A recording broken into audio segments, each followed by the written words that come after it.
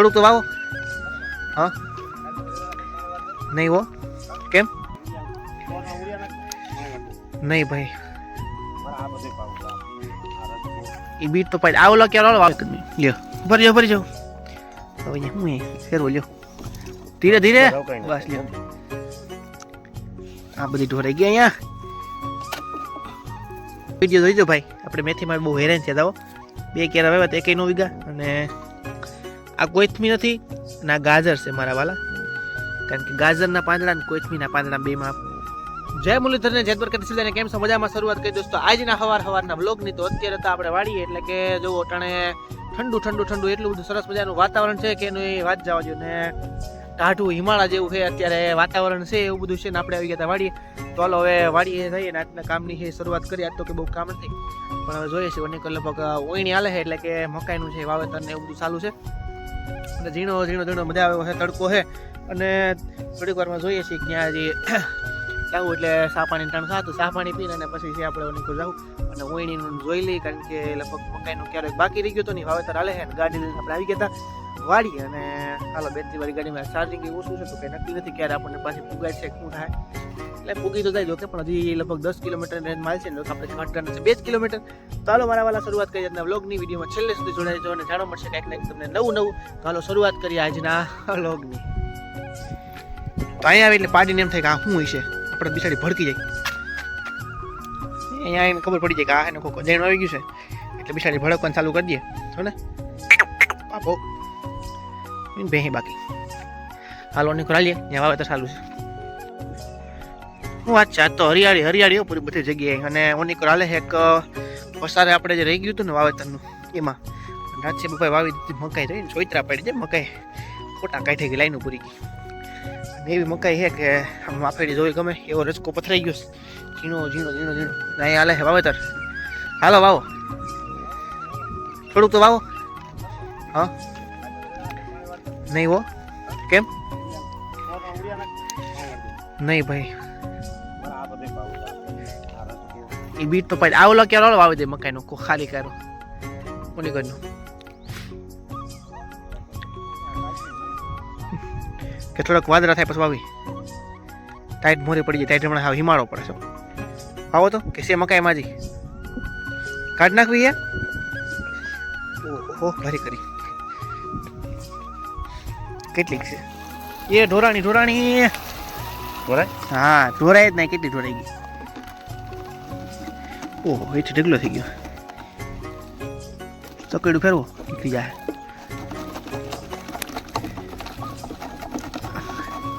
ઉભા રહ્યો એક મિનિટ, લ્યો ભરી જાઓ. હવે હું ફેરવો લ્યો ધીરે ધીરે બસ લ્યો. આ બધી ઢોરાઈ ગઈ અહીંયા. કેવી ઢોરાઈ ગઈ મકાઈ ગુજરી. આ 2 કેરા પાછા આવે ને, આને ઝીણી આવ્યો થઈ ગઈ. કા જાજુ ભગવાન છે, બહુ ઢોરાઈ ગઈ મકાઈ. તો આજ તો હે મારા વાલા ટાઈટ બહુ, એટલે હાવ હિમાળા જેવું છે. કારણ કે આગાહી કરી તેમ પ્રમાણે ડિસેમ્બર મહિના છે, સોયત્રા પાડી દેવાનું છે એનું કારણ કે ઠંડીનું પ્રમાણ જ એટલું છે. આજ તો સવારનો એટલો બધો ટાઢો હિમાળા જેવો પવન હતો કે અત્યારે તમે જુઓ ને, તમે તડકું ખાવ તો તડકો તમને લાગે નહીં, એવો તડકો ખાય. ઠંડી એટલે અત્યારથી જ આમ તમે હાથ આમ બાઈને નીકળે આમ ન થાય એવી બધી ટાઈટ છે પડે છે. અને આજ તો સવારે તો શું થાય, અને ખરેખર સવારે ગાડી લઈને જાય તો આમ હાથ હોય તો આમ ન થાય ઘડીકમાં, એટલી બધી છે ઠંડી છે હમણાં પડે. પણ જો કે ભલે પડે, એના માટે બધા પાકને ખાસ કરીને સારું ઠંડી પડશે તો જ કંઈક આમાં થાય વરસે. અને જોઈ શકો તમે રજકાનો ક્યારો છે, 1 નંબર જઈમો રવાલા દઈ લે. અને એમાં મકાઈના ક્યારા, એટલે ઓની ઘઉં ને બધા હવે પારાઠક થઈ ગયા, એટલે મોટા થઈ ગયા. અને રજકાન ક્યારો પણ એમ જમાવટ લઈ ગયો તો કેમ. બાકી એટલે આવું બધું છે ખેતીવાડીમાં છે, રનિંગ હાઈલ રાખે.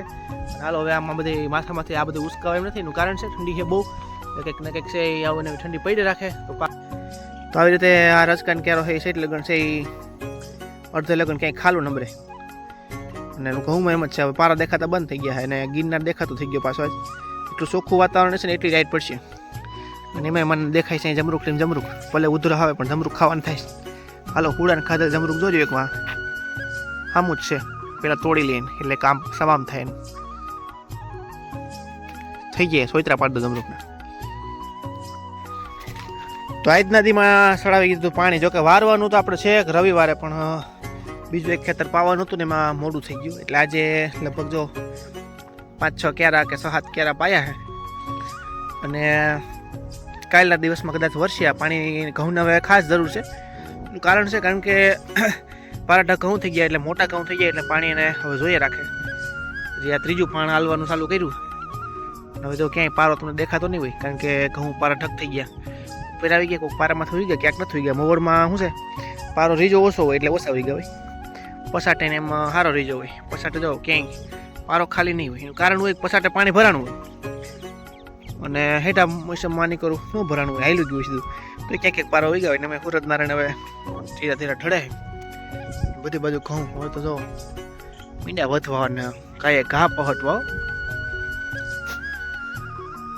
તો બધી બાજુથી આવડું આપડું અને આવડું આપડું બેમાં ત્રણે ઘઉં છે હાઈ ક્લાસ છે. અને બીજા નંબરમાં છે ને આપણે અહીં વાવી હતી મેથી. તો મેથીમાં અત્યારે તો સ્થિતિ બહુ હારામ હારી, કારણ કે શિયાળાની મેથી પહોંટે હારી. અગાઉના વિડીયો જોઈજો ભાઈ, આપણે મેથીમાં બહુ હેરાન થયા હતા.